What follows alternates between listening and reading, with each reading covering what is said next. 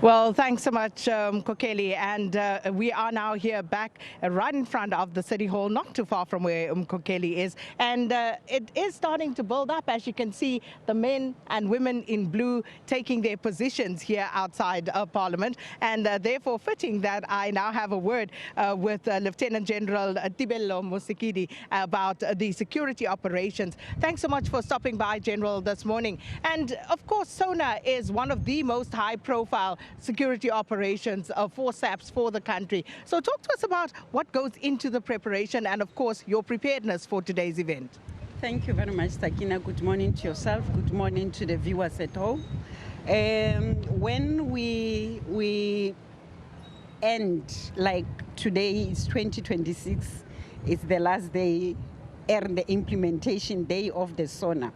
Tomorrow we are going to get the briefing on what went wrong, what went good, and that is the process that will start for 2027, the SONA preparation. We take stock of what were the challenges, what are the gains that we have in this particular operation, and how do we perfect them in the 2027. So the security plan starts a day immediately after the event. That is what we normally do with all the events, so that we don't repeat, if there were challenges, we don't repeat them in the next coming year.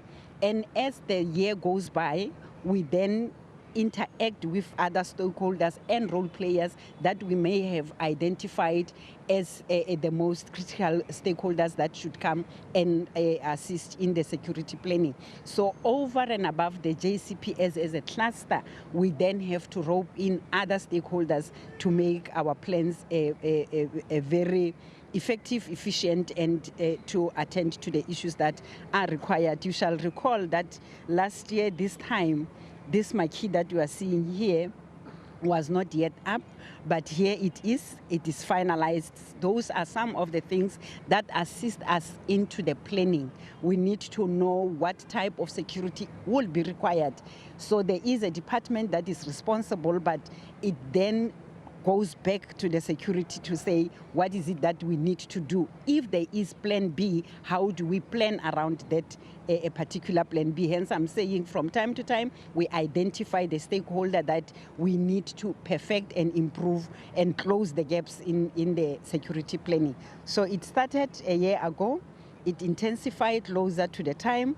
And this week, it's every day from the morning until at least around 3 o'clock that we are looking at ticking the boxes. I think closer to the time is just to tick the boxes.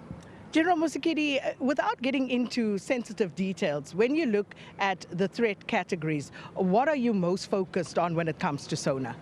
When it comes to SONA, Sakina, we know that there are issues that we deal with on a daily basis of service delivery protests, amongst others. And in the Western Cape, this time it is now becoming fashionable that you will have issues with the students at the universities, their challenges and frustrations. So the most obvious threat that we have, which is not a threat because we plan around it, is the issues of the protests. And we did receive quite a number as well this year that there will be a protest. The mining in Daba that was here, there were some protests on people that wanted to vent and issue out their frustrations in terms of different and various issues that they want to raise with different authorities. So in this year, again, we are anticipating that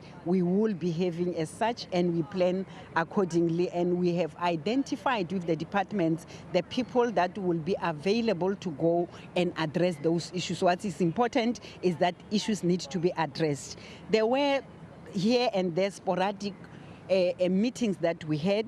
A day before yesterday, I also had a meeting with some of the organizations here in the Western Cape complaining about crime and murder rate in particular in the Western Cape. So we do have a plan in place. We do have a number of deployments, but these are some of the things that are going to be raised, that are being raised, and we are addressing them as and when they come. We had several imbizos in this week alone where we we requested that it's not the police alone. And we've been saying, in order for us to address the social ills, in order for them to mitigate the likelihood of crime that might happen, let us address the social ills, and that requires other department other than the police. It's like if you looking at law enforcement is to enforce the law, but there are other underlying issues that needs to be addressed. So crime is one of the issues that has been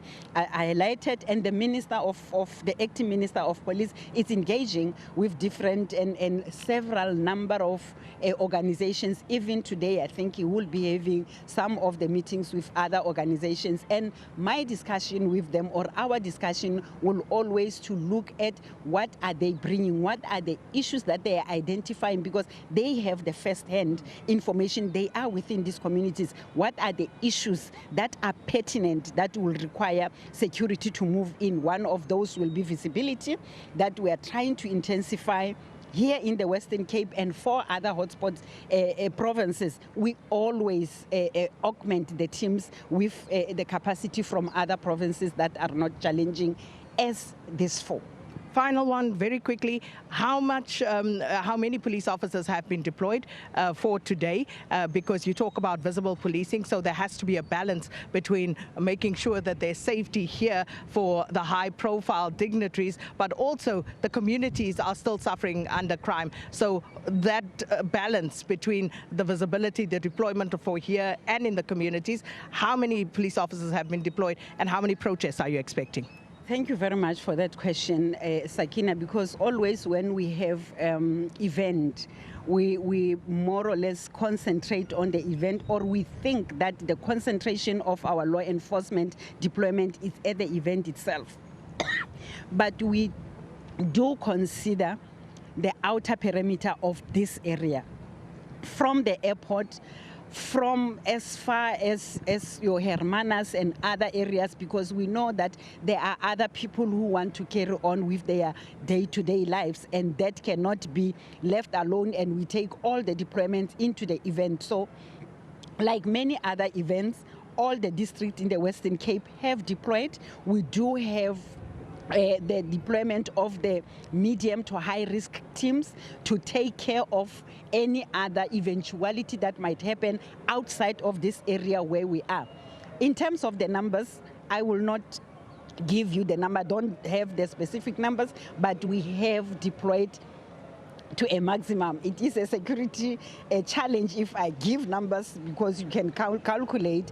But as you have seen now, the team that is coming later this morning, we are going to have a multidisciplinary parade behind us here, where we will be showcasing the number of law enforcement that will be in place.